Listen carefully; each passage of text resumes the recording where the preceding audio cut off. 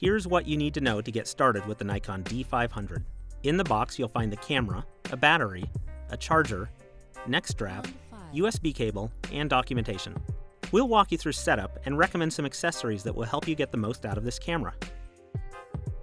Once you've done the basics to get your camera ready to go, let's dive in. If your camera didn't come with a lens, we recommend Nikon's 16 to 80mm f2.8-4 as a good standard zoom. It's designed for the APS-C format and offers excellent image stabilization.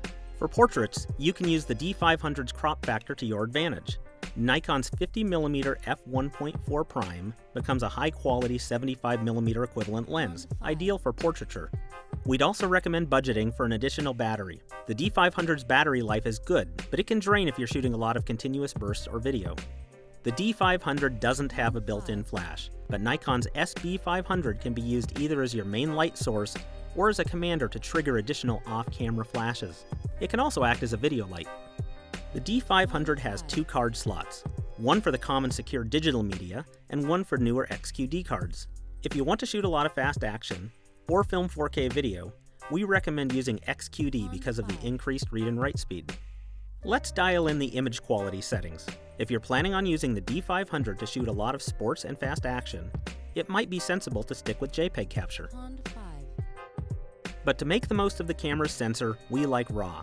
In RAW mode, we recommend setting the file type to 14-bit lossless compressed. For the best of both worlds, you can select RAW plus JPEG, but that comes at the cost of memory card space. The D500 can also shoot 4K video, but unless you really need the extra detail, we recommend sticking with HD because the crop factor in 4K mode increases to 2.25x, meaning that a 24mm lens behaves more like a 54mm lens.